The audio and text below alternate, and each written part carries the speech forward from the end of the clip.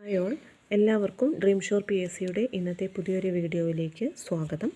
കഴിഞ്ഞ ക്ലാസ്സിൽ നമ്മൾ എടുത്തിട്ടുണ്ടായിരുന്നത് 5ാം ക്ലാസ്സിലെ സാമൂഹ്യശാസ്ത്രത്തിൽ വരുന്ന ചാപ്റ്റർ 7 ആയിരുന്നു, ഗതാഗത ആശയവിനിമയ സംവിധാനങ്ങൾ. അതിൻ്റെ ബാക്കി ഭാഗമാണ് ഇന്നത്തെ ക്ലാസ്സിൽ നമ്മൾ എടുക്കുന്നത്. അപ്പോൾ കഴിഞ്ഞ ക്ലാസ് കാണാത്തവരുണ്ടെങ്കിൽ ആ ക്ലാസ് ഒന്ന് പോയി കണ്ടതിന് ശേഷം ഈ ക്ലാസ് കാണുകയാണെങ്കിൽ കുറച്ചുകൂടെ നിങ്ങൾക്ക് മനസ്സിലാക്കാൻ എളുപ്പമായിരിക്കും. അപ്പോൾ ഇന്നത്തെ ക്ലാസ്സിൽ നമുക്ക് ആരംഭിക്കാം. ഇന്ന് നമ്മൾ നോക്കുന്നത് ജലഗതാഗതത്തെക്കുറിച്ചാണ്. അതിന് മുൻപ് കുറച്ച് കാര്യങ്ങൾ കൂടി പറയാനുണ്ട്. ലോകത്തിലെ ആദ്യ ലോക്കോമോട്ടീവ് തീവണ്ടി എൻജിൻ നിർമ്മിച്ചത് ജോർജ് സ്റ്റീഫൻസനാണ്. അതുപോലെ broad gauge, metre gauge, narrow gauge എന്നിങ്ങനെ 3 ഗേജിലായി പ്രവർത്തിക്കുന്ന ഒരു മൾട്ടി ഗേജ് സിസ്റ്റമാണിത്. പാളങ്ങൾക്കിടയിലെ അകലം broad gauge 160 centimetre, metre gauge 100 centimetre, narrow gauge 70 centimetre. ഇനി നമുക്ക് ജലഗതാഗതത്തെക്കുറിച്ച് പഠിക്കാം. ഈ പറഞ്ഞിരിക്കുന്ന കാര്യം ജോർജ് സ്റ്റീഫൻസൺ നിർമ്മിച്ച സ്റ്റീഫൻസൺ റോക്കറ്റ് എന്ന ലോക്കോമോട്ടീവ് പാതയിലൂടെ ഓടിച്ചുകൊണ്ടാണ് ലോകത്തെ റെയിൽ ഗതാഗതത്തിന് തുടക്കം കുറിച്ചത് എന്നത് പറയാൻ വേണ്ടിയിട്ടാണ് ഈ ഒരു മുൻപ് പറഞ്ഞ കാര്യം പറഞ്ഞത്. ഇത് പ്രവർത്തിക്കാനുള്ള ഇന്ധനമായിട്ട് കൽക്കരിയായിരുന്നു ഉപയോഗിച്ചിട്ടുണ്ടായിരുന്നത്.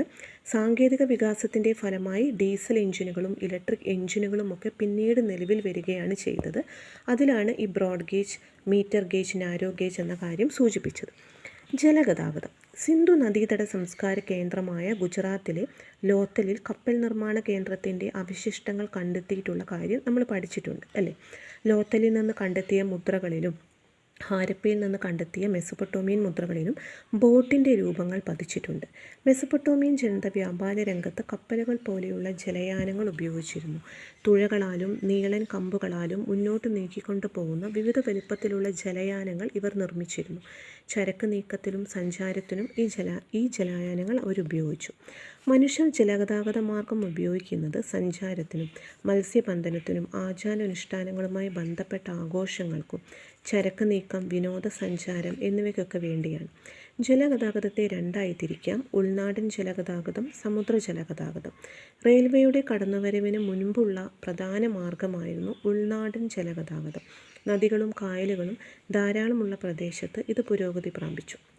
കേരളത്തിലെ പ്രധാനപ്പെട്ട ഉൾനാടൻ ജലഗതാഗത പാതകളാണ് കൊല്ലം മുതൽ കോട്ടപ്പുറം വരെയുള്ള ദേശീയ ജലപാത NW3, കോഴിക്കോട് മുതൽ കൊടുങ്ങല്ലൂർ വരെയുള്ള കനോലി കനാൽ, കിഴക്കിൻ്റെ വെനീസ് എന്നറിയപ്പെടുന്നത് ആലപ്പുഴയാണ്. ആദ്യകാലങ്ങളിൽ കേരളത്തിൽ നിർമ്മിക്കപ്പെട്ട കനാലുകളാണ് കനോലി കനാൽ, പാർവതി, പുത്തനാർ എന്നിവ. കേരളത്തിലെ ദേശീയ ജലപാതകൾ: NW3 Kollam Kozhikode, NW8 Alappuzha to Changanassery, NW9 Alappuzha to Kottayam Athirampuzha canal, NW13 AVM canal Thiruvananthapuram Kanyakumari, NW59 Kottayam to Vaikom canal. Conolly canal. British ഭരണകാലത്ത് മലബാർ ജില്ലാ കലക്ടറായിരുന്ന HV കനോലി 1845 കോഴിക്കോട് മുതൽ കൊടുങ്ങല്ലൂർ വരെ വിശാലമായ ജലഗതാഗതം എന്ന മാർഗം മുന്നോട്ട് വെച്ചു. പൊന്നാനി, ചാവക്കാട് ഭാഗങ്ങൾ ഉൾപ്പെടുത്തി കൊടുങ്ങല്ലൂർ വരെയുള്ള പുഴകളെ ബന്ധിപ്പിച്ചുകൊണ്ട് കനാലുകൾ നിർമ്മിച്ചു. തിരുവനന്തപുരം ജില്ലയിലെ വേളി, കഠിനംകുളം കായലുകളെ ബന്ധിപ്പിച്ചുകൊണ്ട് നിർമ്മിച്ച കനാൽപാതയാണ് പാർവതി പുത്തനാർ. സമുദ്ര ജലഗതാഗതം സാധ്യമാവുന്നത് തീരദേശ ജലപാതയിലൂടെയും അന്താരാഷ്ട്ര ജലപാതയിലൂടെയുമാണ്. കേരളത്തിലെ പ്രധാന തുറമുഖങ്ങളാണ് കൊച്ചി തുറമുഖം, വിഴിഞ്ഞം തുറമുഖം എന്നിവ. വ്യോമഗതാഗതം. മനുഷ്യൻ ആകാശയാത്രയ്ക്ക് ആദ്യമായി ഉപയോഗിച്ചത് ചൂടുവായു നിറച്ച ബലൂണുകളെയായിരുന്നു. ഏറ്റവും വേഗതയേറിയ ഗതാഗത സംവിധാനം വ്യോമഗതാഗതം തന്നെയാണ്. ആദ്യമായി വിമാനം നിർമ്മിച്ചത് ഓർവിൽ റൈറ്റ്, വിൽബർ റൈറ്റ് എന്നിങ്ങനെയുള്ള റൈറ്റ് സഹോദരന്മാർ, അമേരിക്കയിലുള്ള റൈറ്റ് സഹോദരന്മാരാണ്. ഇവർ നിർമ്മിച്ച വിമാനത്തിൻ്റെ പേര് ഫ്ലെയർ 1 എന്നായിരുന്നു. അമേരിക്കയിലെ നോർത്ത് കരോലയിൽ നിന്നും 1903 ഡിസംബർ 17 ഫ്ലെയർ 1 പറന്നുയർന്നത്. രാജ്യത്തിനകത്തും പുറത്തും ദീർഘദൂര യാത്രകൾക്കായിട്ട് വളരെയേറെ പ്രയോജനപ്പെടുത്തുന്ന യാത്രാമാർഗമാണ് വ്യോമഗതാഗതം. ആധുനിക കാലത്തെ വിമാനങ്ങളാണ് ഹെലികോപ്റ്റർ, ജെറ്റ് വിമാനങ്ങൾ, യാത്രാ വിമാനങ്ങൾ, സൂപ്പർസോണിക് വിമാനങ്ങൾ എന്നിവ.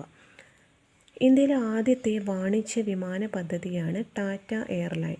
1932 കറാച്ചി മുതൽ മുംബൈ വരെ സർവീസ് നടത്തി. ഇന്ത്യയിലെ ആദ്യ വിമാനത്താവളം മുംബൈയിലെ ജുഹു ആണ്. ലോകത്തിലെ ഏറ്റവും വിപുലമായ വ്യോമഗതാഗത ശൃംഖലയുള്ള രാജ്യങ്ങളിലൊന്നാണ് ഇന്ത്യ. വായുമലിനീകരണത്തിനുള്ള കാരണങ്ങൾ വാഹനങ്ങളുടെ ആധിക്യം, വിമാന നിർമ്മാണ പ്രവർത്തനങ്ങൾ എന്നിവയൊക്കെയാണ്. ഏകദേശം 30,000 വർഷങ്ങൾക്ക് മുൻപാണ് മനുഷ്യർ ചിഹ്നങ്ങൾ ഉപയോഗിച്ച് തുടങ്ങിയത്. ആദ്യമായി എഴുത്തുവിദ്യ വികസിപ്പിച്ചത് സുമേറിയക്കാരാണ്. സുമേറിയൻ ലിപി ക്യൂണിഫോം എന്ന പേരിൽ അറിയപ്പെടുന്നു. ക്യൂണിഫോം ലിപികൾ കളിമൺ ഫലകങ്ങളിലാണ് എഴുതിയിരുന്നത്. ഈജിപ്തിൽ രൂപം കൊണ്ട ലിപി ഹൈറോഗ്ലിഫിക്സ് ആണ്. വിശുദ്ധമായ എഴുത്ത് എന്നതാണ് ഈ വാക്കിൻ്റെ അർത്ഥം. അച്ചടി സാങ്കേതിക വിദ്യ കണ്ടുപിടിച്ചത് ചൈനക്കാരാണ്. ഇരുമ്പ് ഉപയോഗിച്ച് അച്ചടിയന്ത്രം കണ്ടുപിടിച്ചത് ജർമ്മൻകാരനായ ഗുട്ടൻബർഗാണ്. പൂർണ്ണമായും മലയാളത്തിൽ അച്ചടിച്ച ആദ്യത്തെ പുസ്തകം സംക്ഷേപ വേദാർത്ഥം ആണ്. വ്യക്തിഗത ആശയവിനിമയം. വ്യക്തിഗത ആശയവിനിമയം എന്ന് പറഞ്ഞാൽ ഒരു വ്യക്തിയിൽ നിന്നും മറ്റൊരു വ്യക്തിയിലേക്ക് സന്ദേശങ്ങളോ ആശയങ്ങളോ വിനിമയം ചെയ്യുന്ന രീതിയാണ് പറയുന്നത്. ഇതിനു വേണ്ടി നമ്മൾ പല ആശയവിനിമയ ഉപാധികൾ ഉപയോഗിക്കുന്നു. Inland telegraph, telephone, internet, fax machine, email, mobile phone എന്നിവയൊക്കെ ഇവയാണ്. ഇതുകൂടാതെ ബഹുജന ആശയവിനിമയ ഉപാധികളുണ്ട്. ഒരു സന്ദേശമോ ആശയമോ വലിയൊരു വിഭാഗത്തിലേക്ക് എത്തിക്കുന്നതിനെയാണ് ബഹുജന ആശയവിനിമയം എന്ന് പറയുന്നത്. പത്രങ്ങൾ, റേഡിയോ, പൊതുയോഗം, മാഗസിനുകൾ, ടെലിവിഷൻ, തെരുവ് നാടകം, സിനിമ, സെമിനാർ, പുസ്തകങ്ങൾ, കലാരൂപങ്ങൾ എന്നിവയൊക്കെ ഇവയിൽ വരുന്നതാണ്. ഇത് കൂടാതെ നമ്മൾ ഇൻ്റർനെറ്റ് ശൃംഖലകളിൽ ഇൻ്റർനെറ്റിനെ ആശ്രയിക്കുന്നുണ്ട്. അതുപോലെ തന്നെ വീഡിയോ കോൺഫറൻസ് ഉപയോഗിക്കുന്നു. സാധനങ്ങൾ കൈമാറ്റം ചെയ്യാൻ ഇ-കോമേഴ്സ്, ഇലക്ട്രോണിക് മാധ്യമങ്ങൾ ഉപയോഗിച്ച് സന്ദേശങ്ങൾ എത്തിക്കാൻ ഇമെയിൽ, വിവരസാങ്കേതിക വിദ്യയുടെ സഹായത്തോടെ അകലെയുള്ള ഡോക്ടർമാരുടെ സേവനം ആരോഗ്യരംഗത്ത് ഉപയോഗപ്പെടുത്താൻ വേണ്ടി ടെലിമെഡിസിൻ, ഇവയെല്ലാം നമ്മൾ ഉപയോഗിച്ച് തുടങ്ങിയിട്ടുണ്ട്. ഇങ്ങനെയുള്ള കാര്യങ്ങളെല്ലാമാണ് നമുക്ക് ഈ ഒരു ചാപ്റ്ററിൽ പഠിക്കാനുള്ളത്.